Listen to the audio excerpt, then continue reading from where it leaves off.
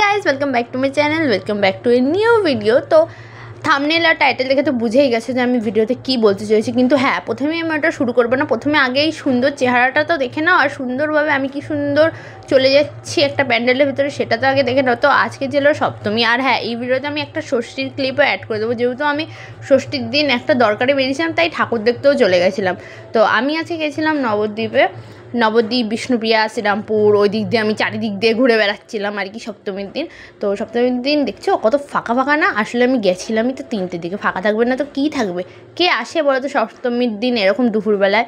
আর যত লোক তো সব গেছে কল্যাণী, শ্রীভূমির প্যান্ডেল দেখতে, তো নবদ্বীপের প্যান্ডেলগুলো ফাঁকা থাকবে তাই আমি একটু নবদ্বীপের প্যান্ডেলে চড়তে গেছিলাম। আর হ্যাঁ অনেকক্ষণ ধরে বকবক করলাম, আর থিমটা তো তোমরা দেখেই নিয়েছো কি সুন্দর বন জঙ্গল দিয়ে, আমি সত্যিই জানি না। আর এই যে এই প্যান্ডেলটা নাকি এবিপি আনন্দ থেকে পুরস্কার পেয়েছে, আমার তো ভালোই লাগলো। আর আমার ক্যামেরাম্যান পুরস্কার দেখাতে বেশি ব্যস্ত না, এখানে এবিপি আনন্দের পুরস্কারটা নেই, ভেতরে নিয়ে সবাই ছবি তুলছিল, যেহেতু আমি পরে ভয়েস ওভার দিচ্ছি। আর হ্যাঁ বৃষ্টির আওয়াজ বা বক্সের আওয়াজ আসলে আমার কিছু করার নেই, আমি আগেই বলেছি এখনও বলছি আমার কোনো মাইক নেই, আর মাইকে বৃষ্টির আওয়াজ জানি না যে ক্যাচ করে কি করে না, ঠিক আছে, মানে হয়তো ক্যাচ করেই না, আমি জানি না মোট কথা, ঠিক আছে। তো আমি টুকটুক টুকটুক করে আবার ভেতরে চলে আসলাম, আর আমি একটু পরে বলছি যে আমার সাথে কি হয়েছে। তো আমার সাথে এরকম বৃষ্টি হওয়ার পরে আমরা আরেকটা প্যান্ডেলে যাই, প্যান্ডেলে গিয়ে আমরা পড়ে যাই, আমরা মানে কি আমি ওখানে আরও লোক ছিল, তো ওরা সবাই একসাথে আমরা পড়ে যাই। তো আমি ওদেরকে চিনি না, ওরাও আমাকে চেনে না, তো এরকম পড়ে যাওয়ার পরে আমি হ্যাঁ ঠাকুর দেখা বন্ধ করিনি, প্রায় 2 ঘন্টা আরও ঠাকুর দেখেছি, ভিডিও করা হয়নি কারণ ভয় পাচ্ছিলাম, বা ভয় মানে কি আমার একটু লজ্জা লাগছে যে এরকম মুখ নিয়ে ভিডিও করব। তারপরে বাড়ি আসার সময় মানে অন্যান্য জায়গার ভিডিও করেছি, নিজের থোবড়া বা আর কিছুর ভিডিও করা হয়নি। আর এটা ষষ্ঠীর ক্লিপ যাচ্ছে, এখন আমি তোমাদেরকে বললাম ষষ্ঠীর দিনের ক্লিপও কিছুটা অ্যাড করে দেবো।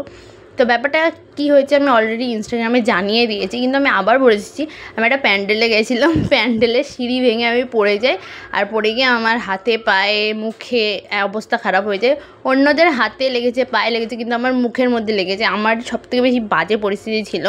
আর এই যে এই ভিডিওটা ষষ্ঠীর ভিডিও, ঠিক আছে, তো জানিয়ে দিলাম সবাইকে সব কিছু। তো সুন্দর করে রেডি হয়ে আনন্দ করতে করতে গেছিলাম, কিন্তু নিরানন্দ হয়ে বাড়িতে ফিরেছি গাইস। কিন্তু হ্যাঁ এটুকু বলতে পারি যে আমি একটুও কান্নাকাটি করিনি, আমার একটু মন খারাপ হয়নি। আমার কেমন লাগছিল নিজের মুখটা দেখে, যে সবাই আমার দিকে তাকিয়েছিল, এই মুখটা নয় ওই মুখে দাগ আলা মুখটা নিয়ে, ঠিক আছে। আমি তো প্রায় ভেবে নিয়েছিলাম পরের দিন অষ্টমী আমি বেরোবোই না, শাড়ি পরে বেরোনোর প্ল্যান ছিল, কিন্তু দেখো সকালবেলা অষ্টমীর দিন এই যে এই পরিস্থিতি নিয়ে আমি বসে রয়েছি, হাতটা তো প্রায় ফুলে দেখেছিলাম, ক্রেপ ব্যান্ড পরানো ছিল আমার হাতে, ঠিক আছে।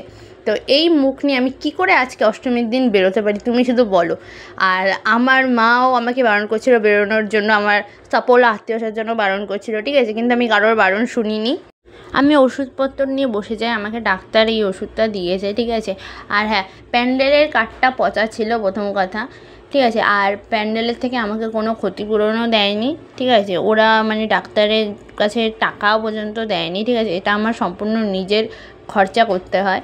তো কিছু করার নেই, এখন এই লাল ওষুধটা এখানে অ্যাপ্লাই করবো, আর লাল ওষুধটা দিলে একটু ঠান্ডাও লাগে, আবার একটু জ্বলেও যায়, ঠিক আছে।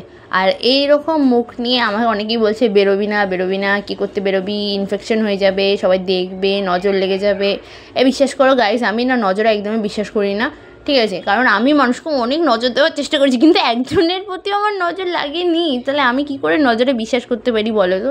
তাই এই থোবড়া নিয়ে আমি বেরোবো, হ্যাঁ অনেক সাহস নিয়ে অনেক কনফিডেন্স নিয়ে আমি বেরোবো, কিন্তু হ্যাঁ শাড়ি পরে বেরোবো না, কারণ আমার শরীরে ব্যথা রয়েছে, আর আমি সত্যিই পারছিলাম না যে শাড়ি পরে, আর শক্তি একটা ভেতর থেকে আসছিল না, তাই ভাবলাম যে ঠিক আছে শাড়ি পরতে হবে না, নর্মালি একটা আমি যেমন 3 পিস কিনেছি ওইটাই পরে বেরোবো। সেটা তো অবশ্যই দেখতেই পারবে তোমরা সপ্তমীর ভিডিওটা, মানে আজকে সপ্তমীর ভিডিওটা যাওয়ার পরে অষ্টমীর ভিডিওতেই তোমরা দেখতে পাবে।